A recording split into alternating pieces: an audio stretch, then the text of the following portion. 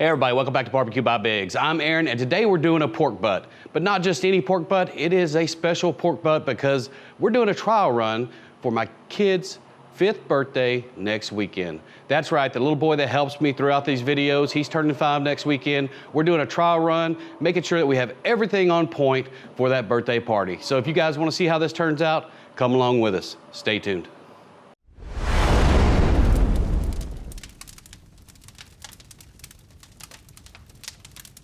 All right, welcome back. Like we said before, we picked up 8 of these for 97 cents a pound, and we're gonna cook one of these today to make sure that we got our process down for that birthday party next weekend. We wanna make sure we have the best pulled pork that we can have. So all we're gonna do is cut this out of this package. Then we'll just get some paper towels and dry it off.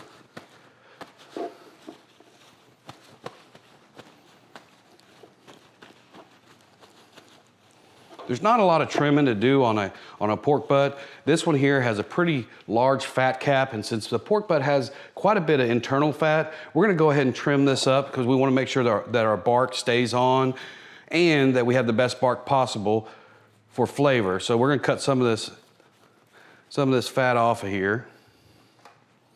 What happens is a lot of it will render, but then you'll have this hard kind of fat cap on there, and it kind of gives you a weird texture in your pulled pork. Some people like it.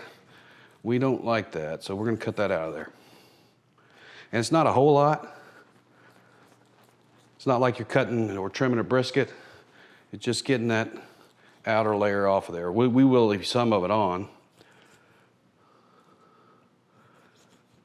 but just get that little outer layer off of there. All right, once you got that trimmed up a little bit, we're using yellow mustard as the binder. Just simple yellow mustard.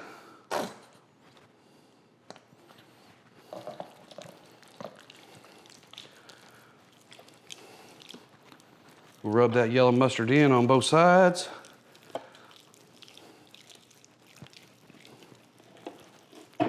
Don't forget those sides.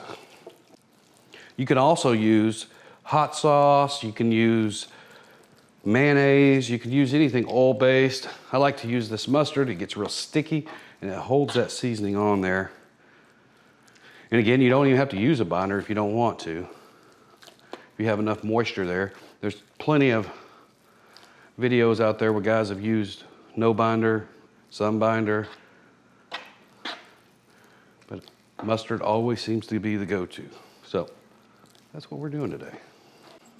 So what we're gonna use for this cook and that cook next weekend is the Notorious Pig by PS Seasonings. I'll leave a link in the description below. If you guys haven't tried this is some awesome seasoning. You can use pretty much anything that you got, or you know what, make your own. There's plenty of recipes out there on the internet to make your own pulled pork rub. But this stuff works very good. It's very consistent. And you know what? Has a lot of big seasoning in there. So we're gonna go ahead and get this rubbed up. I'm gonna cook this. My pit that I'm cooking on is the Lonestar Grillz Mini. Lonestar Grillz Mini, the heat comes from the bottom. So I'm gonna have this fat cap towards the bottom, so I'll season it first. Remember, this is a big piece of meat, so you wanna put quite a bit of this seasoning on. So you can see we're putting this on thick. Get them sides.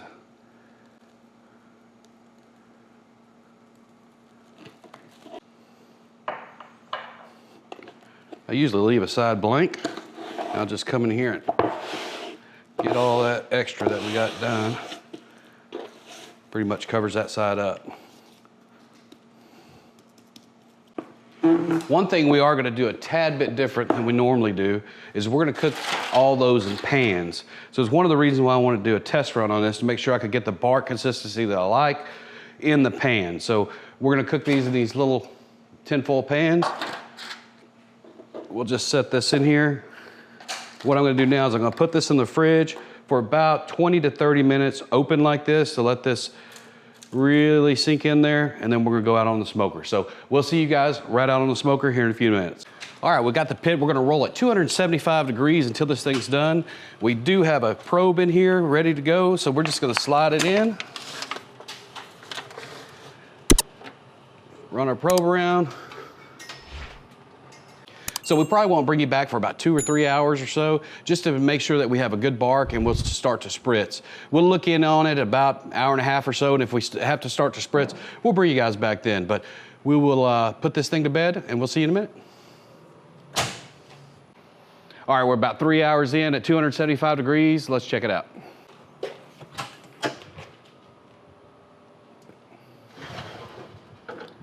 Oh, it's looking good, nice and moist. Doesn't look like we're gonna need any spritzing on this one. Good red color on top. We'll just let it roll. So we'll bring you guys back. Again, we're 3 hours in. We'll bring you back in about 2 hours. See you then. All right, right at 5 hours in, internal temperature is about 175 degrees. We're gonna get in here, check it. If the color looks good, we're gonna go ahead and wrap it. Let's check it out. So like we said, we've been rolling at 275 degrees, right about 5 hours. Get in here and look at this thing. Oh yeah, the color's looking good. Getting some pull away from the bone. Let me get you in there and get a better look. Got that caramel color on top, looking great. All right, let's get it wrapped up. Go ahead and get this probe pulled. We'll go through the foil for it.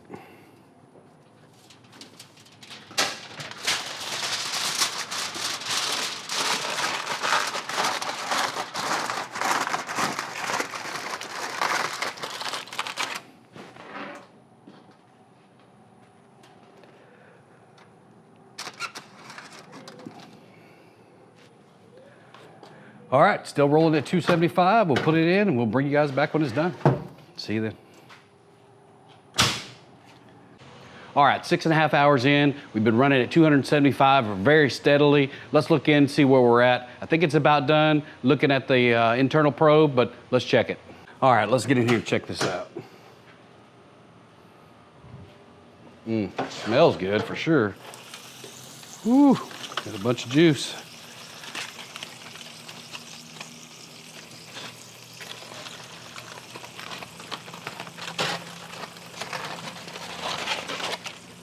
Get this out of the way.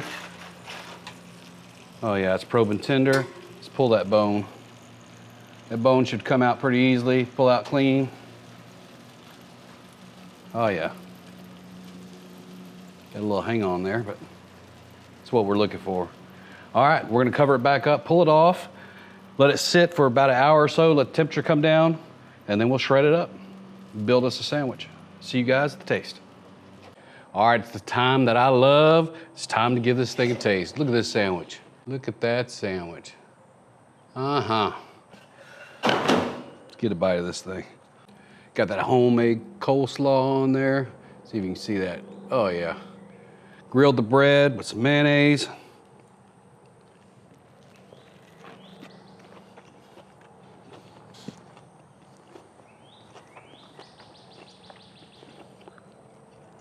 Real juicy, keep it in that pan. It had a lot of the drippings that would normally drip down. It just sat and kind of cooked in them, braised in them. A little bit less smoky flavor than normal. So what I might do is take these things and maybe run them out of the pan for a couple hours, then get them in the pan. But still damn good. I think we got a winner for next weekend. You guys, take it easy, and we'll see you on the next cook.